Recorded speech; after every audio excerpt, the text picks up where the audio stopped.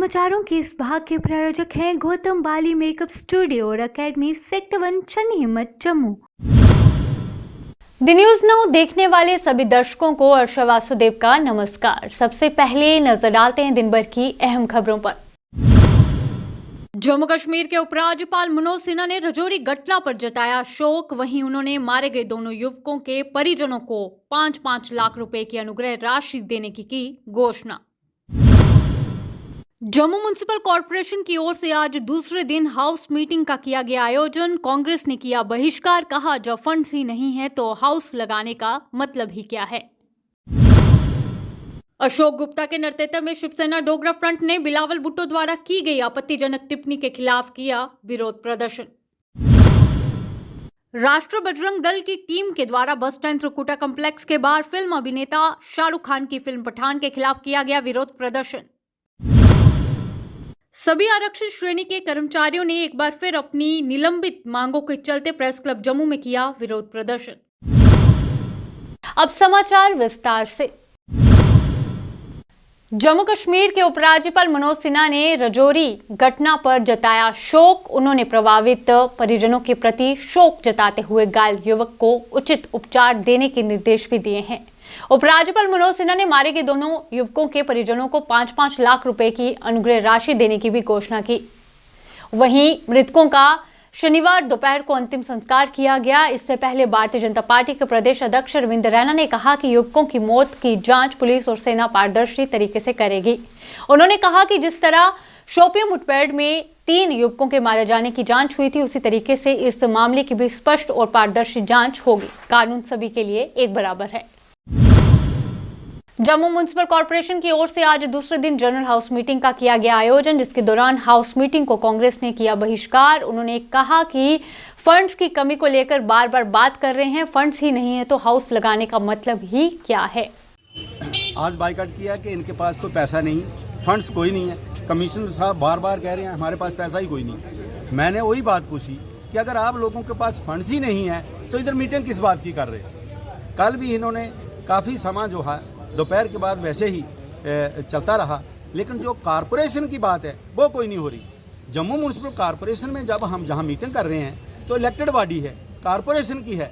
Corporation के पास साफ कह देते हैं वो कि जहां फंड्स ही कोई नहीं। जब फंड्स कोई नहीं है, हम लोगों ने डेवलपमेंट कैसे करवानी है। कल पूछा गया था एक सवाल में कि नाले टूटे हुए हैं वो कैसे रिपेयर होने हैं, बरसात में टूटे थे। कमिश्नर साहब ने साफ साफ कह दिया वहाँ हमारे पास पैसा ही कोई। और आज भी जो दूसरे दिन रेजुलेशन है वो आधे तो काट दिए गए हैं, जो हैं उन पर भी मुझे पता है वो भी यही हैं, डेवलपमेंट के रिगार्डिंग है। जब पैसा नहीं है तो ये लोग डेवलपमेंट कैसे करवाएंगे। इसलिए इनका जो सिस्टम है, जो तरीका है, सिर्फ ऑफिस बनाने का है, दफ्तर चमकाने का है और कुछ नहीं है। लोगों की तरफ कोई ध्यान नहीं है। आज यूथ जो है वो दरबदर हो रहा है। आज कारपोरेशन के अंदर सफाई की बहुत बुरी हालत है। आज सफाई कर्मचारी नहीं है। आज पैसा नहीं है कि हम लोगों की सड़कें नालियाँ बना सकें। टोटली ठप, पिछले 8 महीने का टोटली ठप पड़े हुए हैं काम।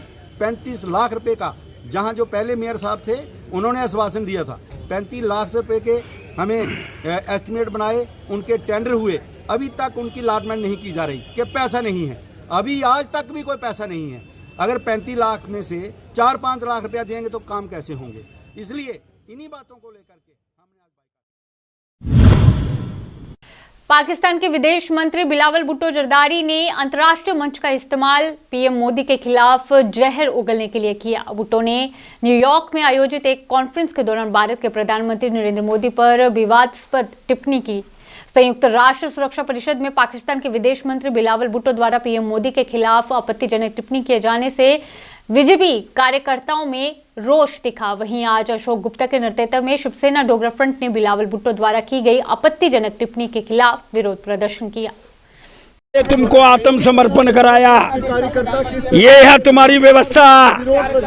बिलावल भुट्टो, तुम जो राष्ट्रीय स्तर के ऊपर हमारे देश के प्रधानमंत्री को गाली देने का प्रयास कर रहे हो, इसको याद करो। ये जनरल अरोड़ा, ये तुम्हारा नियाजी जिसने घुटने टेक दिए, ये तुम्हारी फोटो, ये नियाजी का बंदूक रिवॉल्वर जो आज तक हमारे पास गिरवी पड़ा हुआ है।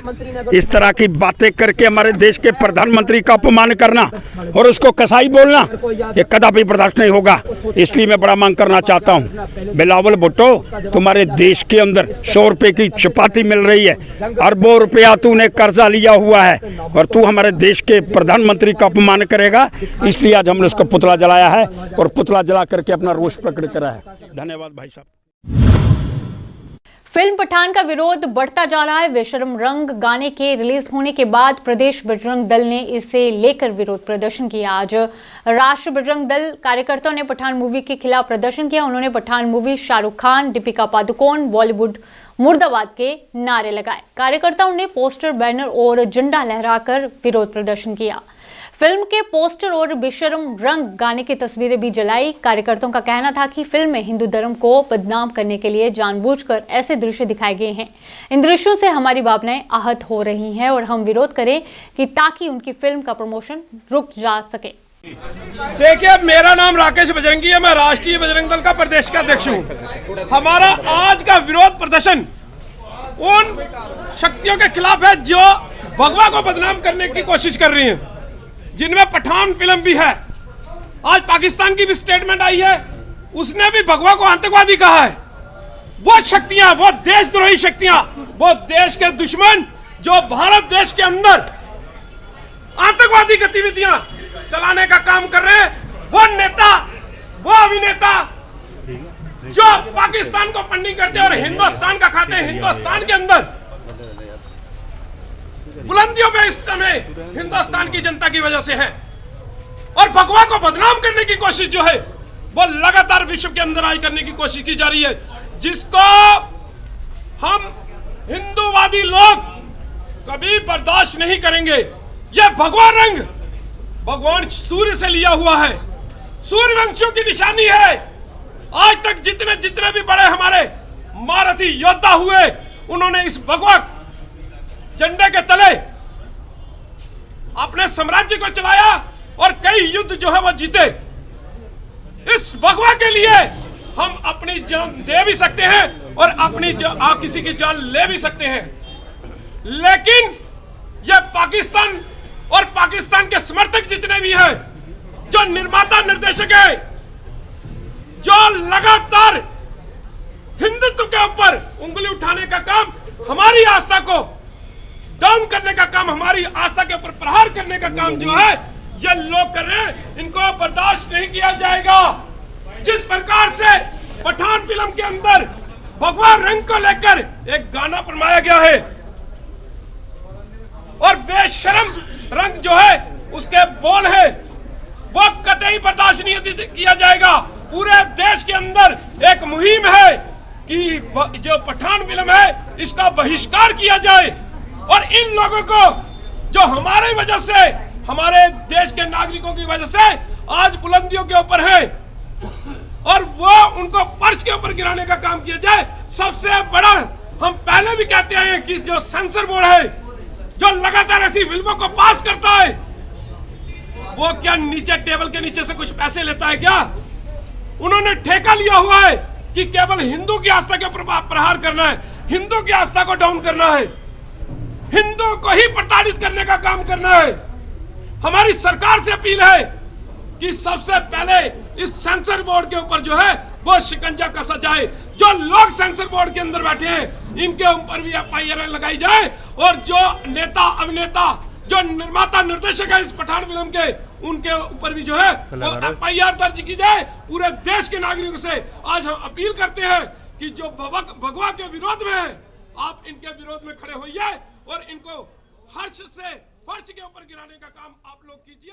ये हम आज अपील जो है प्रत्येक नागरिक से कर रहे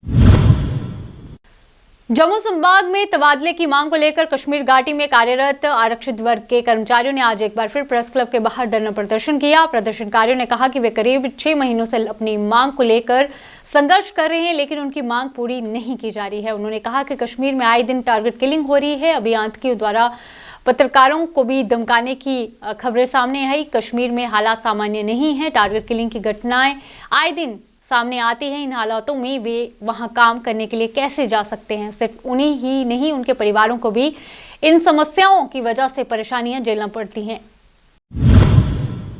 चिल्लेकला शुरू होने से पहले जम्मू कश्मीर भीषण शीतलहर की चपेट में है। श्रीनगर और उत्तरी कश्मीर के कुपवारा जिले में मौसम की सबसे ठंडी रातें दर्ज की जा रही हैं। वहीं मौसम विभाग के अनुसार रात का न्यूनतम तापमान -3.6 डिग्री घाटी में दर्ज किया गया। कुपवाड़ा जिले में भी तापमान -3.6 डिग्री सेल्सियस रिकॉर्ड किया गया। वहीं जम्मू समेत अन्य मैदानी इलाकों में भी ठंडी कंपने वाली हवाएं जारी हैं। अपनी पार्टी के कार्यकर्ताओं ने सांबा में आयोजित की एक सम्मेलन। इस सम्मेलन के दौरान लोगों ने बढ़ चढ़ कर भाग लिया। वहीं अपनी पार्टी के अध्यक्ष अल्ताफ बुखारी ने जम्मू कश्मीर की वर्तमान स्थिति पर जनता को संबोधित किया।